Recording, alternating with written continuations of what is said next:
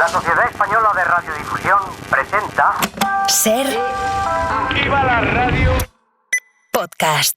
Siempre.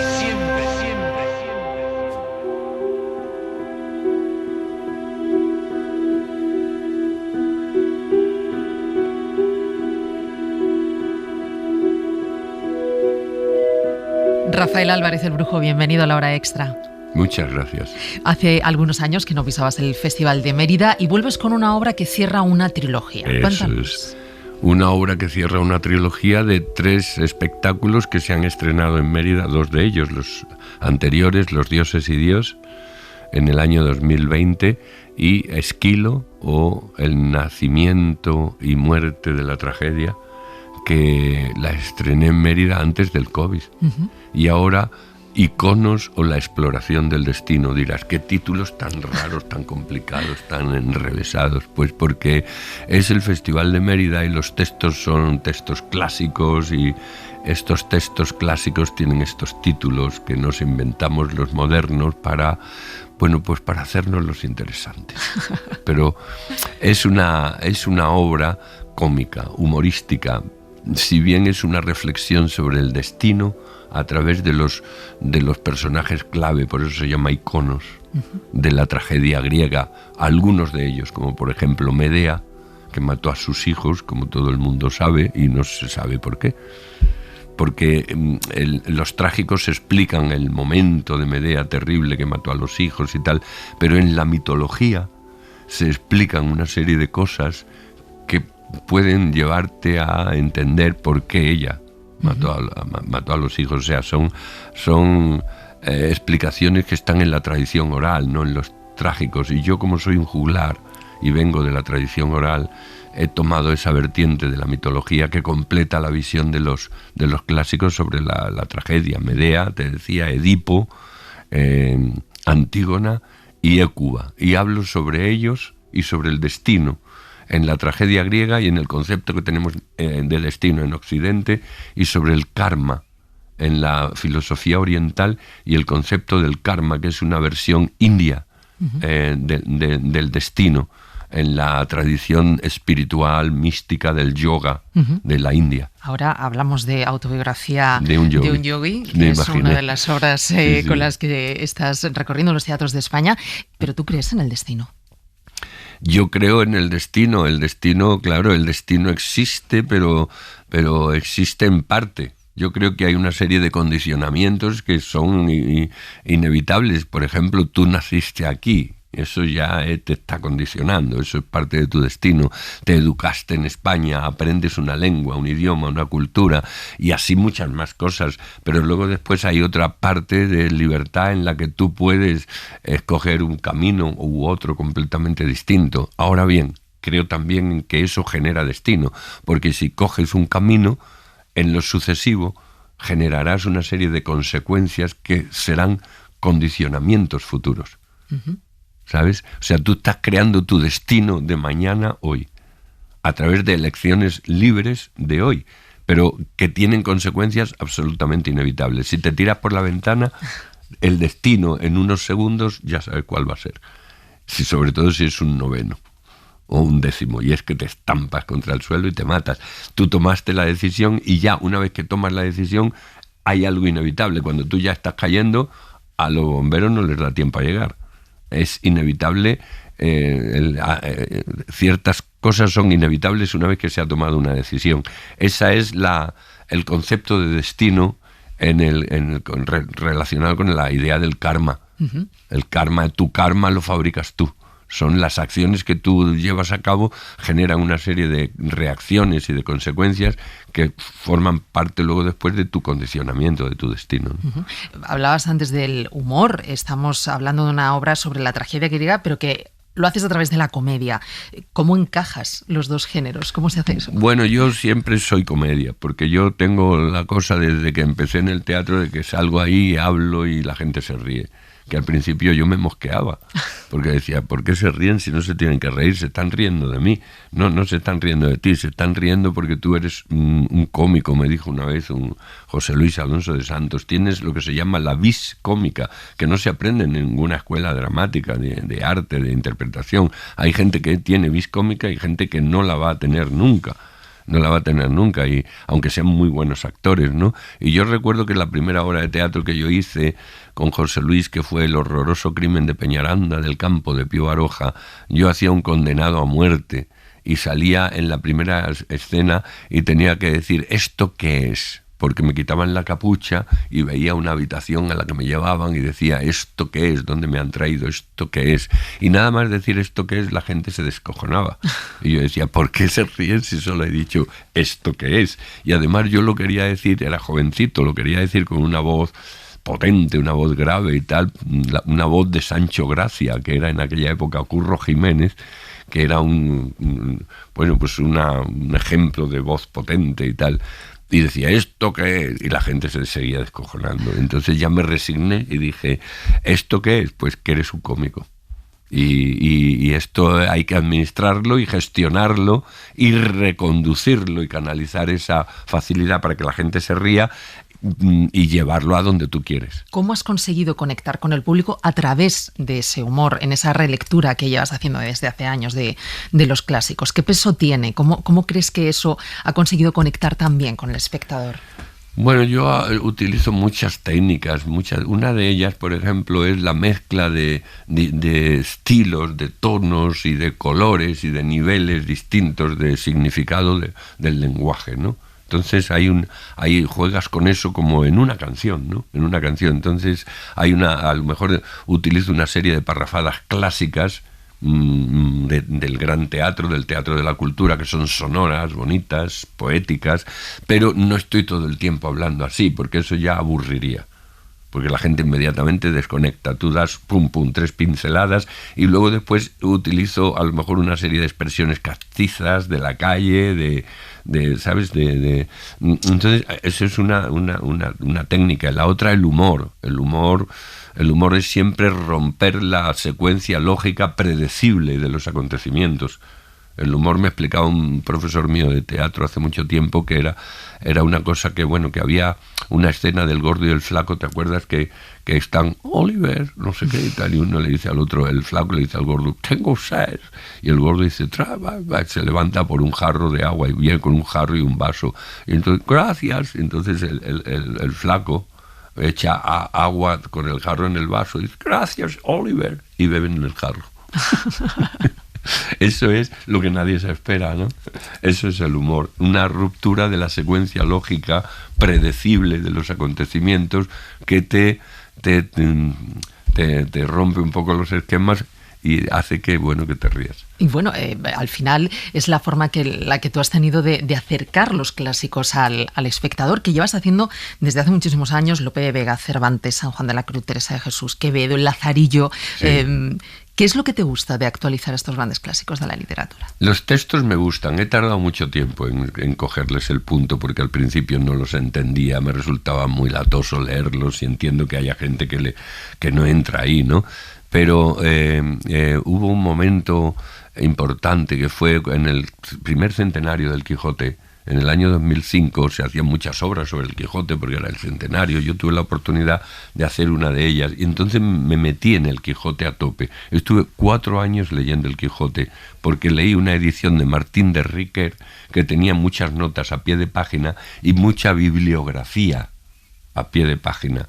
Entonces fui leyendo el Quijote, leyendo al mismo tiempo en cada capítulo la bibliografía relacionada con ese capítulo, y entonces descubrí ahí la Catedral de León explicada por un medievalista, o la Catedral de Notre Dame, que ahí, tú te quedas mirando las cosas y dices sí, o el Templo de Luxor, que dice, es impresionante, pero cuando te explican los detalles y los entresijos, es más impresionante todavía, y ahí entré en los clásicos. Y ahí me aficioné profundamente a los clásicos y ahí ya les cogí el punto a los clásicos. Antes decías, soy un juglar. Yo no sé si ya no te has acostumbrado a estar de otra manera en el escenario, ya solamente te ves así. Bueno, ya son muchos años, ya estoy de esa manera que me gusta que el público se sienta como en casa y hacerles olvidar que están viendo una obra de teatro y hacerles olvidar el tiempo. Si tú consigues que el espectador se olvide del tiempo, que la idea de que diga ya terminó, es maravilloso, ya está, ya triunfaste. Pero si tú no lo consigues y el espectador dice ¿cuánto queda todavía? Hay malo. Hay malo. Hay malo ya. Bueno, estrenas en Mérida esta obra sobre el destino y Almagro te concede el premio Corral de Comedias. ¿Cómo recibiste el premio, Rafael? Pues con mucho placer y muy bien. Es un premio muy importante, muy interesante. Lo han recibido muchos muy buenos actores antes que yo, a los que yo admiro, y es un premio ligado al Corral de Comedias, que tiene una personalidad fuerte y que es una maravilla. Y yo recuerdo una vez Dennis Rafter, que era un amigo mío, ya se jubiló, director, profesor de teatro y tal, era un especialista en Shakespeare, él es irlandés y tal, y conocía muchos actores de la Royal Shakespeare, y me contaba que cuando la Royal Shakespeare, una de las veces que fue a Almagro, cuando vieron el Corral, se hincaron de rodillas. Los actores de la Royal Shakespeare hicieron como unos minutos de silencio y tal, por respeto al lugar, ¿no? Porque la irradiación, el magnetismo que había allí, tantas veces que ha habido allí teatro desde hace siglos, entonces tuvieron un gesto maravilloso de reconocer esa cadena de eslabones en el tiempo, que es la gente del teatro, y un sitio que sigue ahí, que es el Corral, desde el siglo XVI. ¿Qué significa para ti, Rafael, y en tu trayectoria, los festivales como Almagro o como Mérida? Pues a mí me han dado mucho cuartel, porque esos festivales me han permitido hacer obras que si no las hubiera hecho.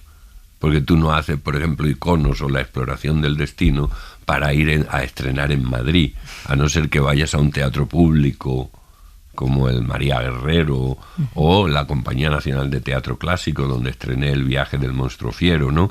Entonces, en un teatro comercial, la gente dice Iconos o La exploración del destino, y es que ya no lee ni el título, ya, y cuando dice Iconos o La exploración, y tal. Pero sin embargo, en esos festivales tienes la posibilidad de entrar en textos importantes, estudiar los clásicos y hacer obras que si no se harían, y se perdería la conexión con esa parte de la cultura que es esos grandes textos. Son 50 años sobre los escenarios, si no me equivoco, si no me corriges. No sé si eres de los que te gusta echar la mirada atrás y hacer balance, o sigues para adelante. Me siento satisfecho y sigo para adelante hasta que Dios quiera. Estás con varias obras, lo hablábamos antes, Rafael. Una de ellas es Autobiografía de un yogi, basada en ese bestseller del gran yogi Yogananda, sí. Uno de los impulsores del yoga en Occidente. Te he oído decir que es un libro que te cambió la vida. Antes hablabas del karma. ¿Por qué te cambió la vida? Bueno, el libro es impresionante. El libro es impresionante. Y él no es uno de los impulsores, es realmente el que trajo la meditación a Occidente.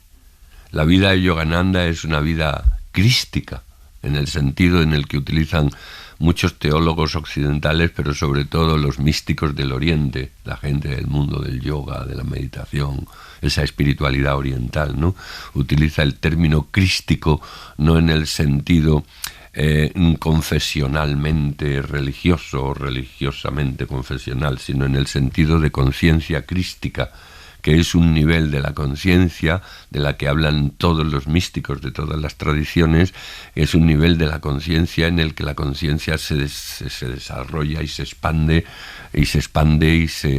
y se hace la conciencia del Buda, la conciencia de Cristo, la conciencia de los grandes avatares que están en un estado de unidad con la gran conciencia que es la totalidad de todo lo que existe. Claro, y esto tiene una complejidad. ¿Cómo llevas esto a una obra? El libro en sí es complejo, pero yo me metí mucho en el libro, medité con Yogananda en sus técnicas de meditación, me inicié a través de SRF, que es el Realization Fellowship, la institución que él creó, que tiene centros por todo el mundo. Conecté aquí en Madrid, soy un miembro habitual de ese centro de meditación, Y el libro es una cosa impresionante. El libro de autobiografía de un yogui, hay mucha gente a la que le ha cambiado la vida, porque él escribe este libro en los años 40, creo que se publicó en el año 45, por ahí tal, ¿no? Es un momento en el que en Occidente se abre todo un mundo de la energía atómica, Einstein, el concepto de la relatividad del espacio, las explosiones de las bombas aquellas en Hiroshima y Nagasaki después de la Segunda Guerra Mundial. Hay un cambio profundo en la mente de los seres humanos y es el momento en el que el conocimiento sagrado de la India tiene algo que aportar a toda esa locura tecnológica, a toda esa serie de descubrimientos que nos llevan hacia un mundo que nos desborda, ¿no? ¿Y qué respuesta has tenido del público con esta obra? Pues yo creía que la gente iba a quedarse un poco distante por la complejidad del tema, y qué va, la gente está deseosa de saber del alma, porque la palabra alma se utiliza y no se sabe muy bien lo que es, ¿no? Una vez me acuerdo que vi una entrevista de Putin en la televisión norteamericana, antes de la guerra de Ucrania, por supuesto, algo que fue por allí hace años, y le entrevistaron, no sé si en la CNN o en una cadena importante americana, en la Fox, yo qué sé, entonces una gran entrevista a Putin y tal, y le dijeron a Putin, le dijo el periodista, le dijo, Joe Biden dice que le miró a usted a los ojos y que se aterrorizó porque vio que usted no tenía alma. Eso le dijo el periodista a Putin. Y Putin se quedó así como, como una vaca cuando ve pasar el ave. Como que inexpresiva, pero diciendo, ahí va, qué rápido va este tren. Y se quedó así con esa mirada un poco y le dijo, ¿alma? Y dijo el periodista, sí, que usted no tenía alma. Y Putin dijo, eso es cosa de curas, ¿no? Ahí ya yo me quedé, yo dije, estamos en manos grandes hombres poderosos, dominan grandes potencias, estamos en manos de gente que es analfabeta totalmente, tal. O sea, y así piensa mucha gente. Por eso hay Putines y hay toda la colección de lo que tenemos, sin entrar en más detalle, ¿no? Porque hay muchas personas que piensan así, que el alma es cosa de los curas, pero ni los curas mismos ya muchas veces saben lo que es el alma. En cambio, en Shakespeare, en la poesía y tal, la palabra alma sale una y otra vez, sale mucho, está ahí. ¿Qué es el alma? El alma no sabemos lo que es, pero es como el humo con respecto al fuego. Tú ves el humo y sabes que ahí hay un fuego. Tú ves las acciones, los comportamientos, el cuerpo de la gente, cómo se viste, cómo se mueve, cómo habla, cómo piensa. Eso es el humo.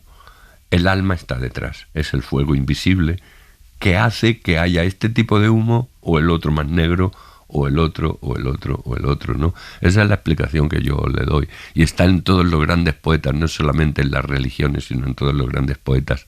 No es solamente materia lo que existe en el universo, hay una vida detrás de la materia, y en el siglo XX empezó a vislumbrarse esa vida y se le llamaba la energía, ¿no? Einstein, tal, ¿no? La potencia del vacío, porque realmente la bomba atómica viene de una destrucción de la partícula, de una desintegración del átomo, que se libera una enorme energía, porque en el interior de los átomos hay vacío, la materia es vacío. No, lo que parece que es, no es. En el siglo XX la realidad empieza a cuestionarse. La realidad que creemos que es así, aparentemente no es tan así. De ahí viene también el arte abstracto y todas las vanguardias que te dicen, la realidad no es lo que tú crees que es. Por eso Picasso pinta de esa forma tan rarita. Te está provocando, te está diciendo, un vaso no es un vaso, es como tú percibes el vaso y como tú expresas la visión del vaso, es el arte abstracto, ¿no? Todo eso es el siglo XX, que es cuando Yogananda llega y entra en este mundo occidental con la meditación que te conecta con el mundo interior, el vacío. Hablábamos antes, Rafael, de ese premio que recibías, de la importancia de los festivales, de tu carrera de 50 años en los escenarios. Tengo entendido que comienzas en el Colegio Mayor San Juan Evangelista de Madrid en 1970. No sé cómo fue ese aprendizaje a finales del franquismo y cómo era ese teatro y en qué ha cambiado a lo largo de todo este tiempo. Bueno, ha habido muchos años ahí de cambios, de cosas, ahora miro hacia atrás y ha habido una vida muy rica, de mucho aprendizaje, de muchas cosas, muy rica, muy rica. Me alegro mucho de no haber hecho caso a mi mamá cuando me dijo, métete en la Caixa. Que esto del teatro es muy inestable e incierto. Claro, porque tú cuando se lo dices a tus padres... No, bueno, mis padres me enviaron a estudiar Derecho, a ese mundo de tal, y ellos pensaban que bueno, que esto era una aventura que no sé, les parecía una aventura. Bueno, pero una aventura que ha salido muy bien. Ha salido muy bien.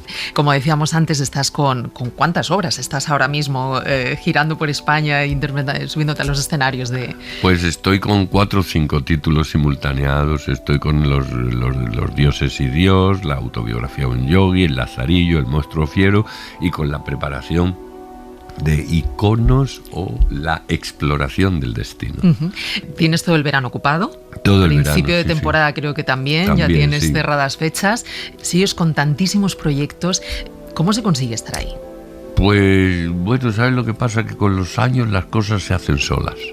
Al principio parece que tienes que empujar mucho y apretar mucho y insistir mucho, y cualquier cosa que logras, aunque sea muy poquito, es un esfuerzo increíble y te sientes muy orgulloso, y ya hay una cosa que se desarrolla con los años y las cosas salen solas. Pues Rafael Álvarez el Brujo, actor del alma, muchísimas gracias por haber estado. Muchas gracias por esa frase final. Muchas gracias.